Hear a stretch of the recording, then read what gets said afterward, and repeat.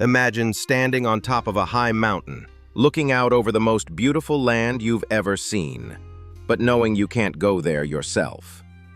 The sky is wide and blue, and the breeze carries the promise of something new. But there's a sadness in the air, too, because it's time to say goodbye. This was Moses' moment, standing alone on Mount Nebo, looking at the land of Canaan, the land God had promised to the Israelites. Moses had led them through thick and thin for 40 years, but now his journey was coming to an end. God had told him that he wouldn't be able to enter the land, but there was still something important left for him to do, something that would change the future of Israel forever. A long time ago, Moses had been called by God to lead the Israelites out of slavery in Egypt.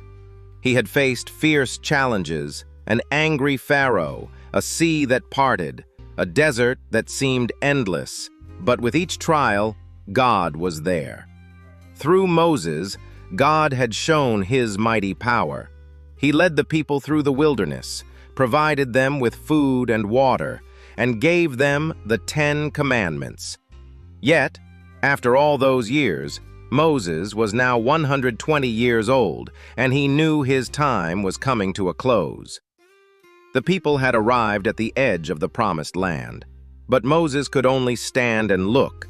His heart was full of pride for them, and at the same time, a deep sadness. He had led them so far, but he would never walk into that land himself. Instead, Moses had one last thing to do. He had to give them a message, a goodbye that would shape the future of their journey.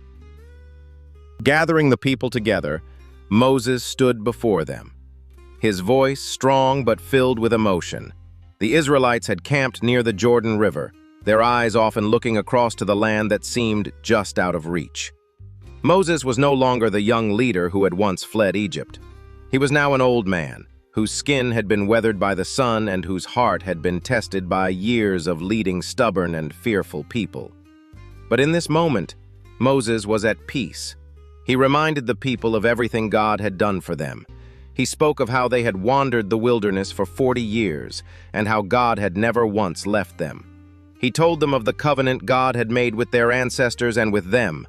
He talked about the battles they had fought and won and the promises that were yet to be fulfilled.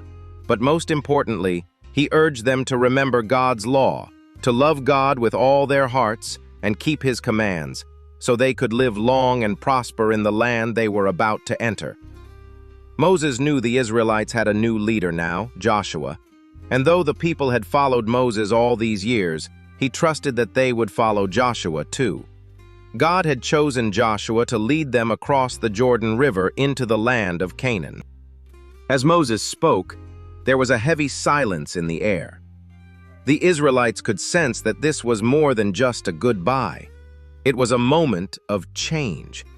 The land before them was beautiful, yes, but there were challenges ahead. They would face enemies, struggles, and moments when they would question if they could make it. But Moses gave them hope. He reminded them that, though he would not be going with them, God would never leave them. Moses' voice grew quieter, but his words were full of power. "Be strong and courageous," he said.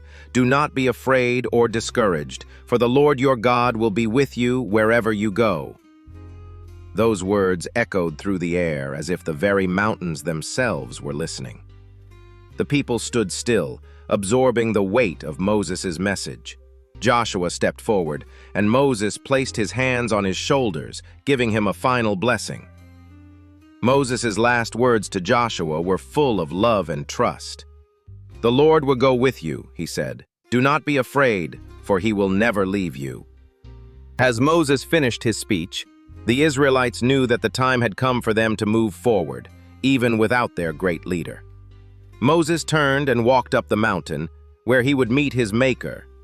The Israelites would continue their journey, but Moses' words would remain in their hearts forever.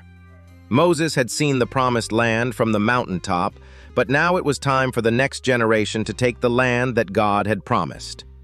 He had passed the torch to Joshua, and with that, the leadership of the Israelites was in good hands. God had not abandoned his people, and though Moses would be gone, God's plan for Israel would continue.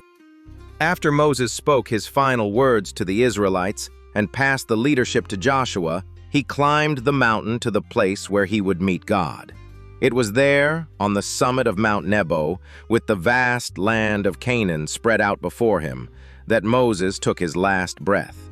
The Bible tells us that God himself buried Moses in a valley in Moab, but no one ever knew the exact spot.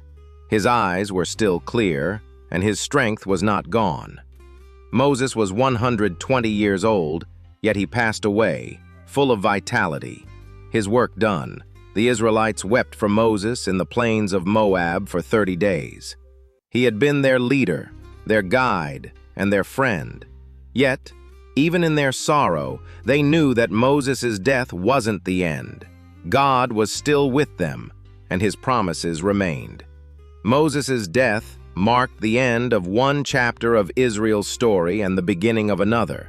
Joshua was now their leader, and with God's help, they would cross into the promised land.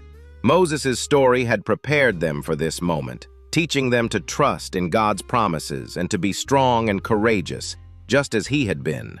Even though Moses was gone, his legacy lived on in the hearts of the people. They would remember his final words and carry them into the future. The journey was far from over. What do you think Moses' last words meant for the Israelites? And what do they mean for us today? When we face challenges or times of change, we can remember that God will always be with us, guiding us just like he guided Moses. If you like this story, don't forget to like, subscribe, and share with your friends. There's more to come, so join us for the next adventure in God's big story.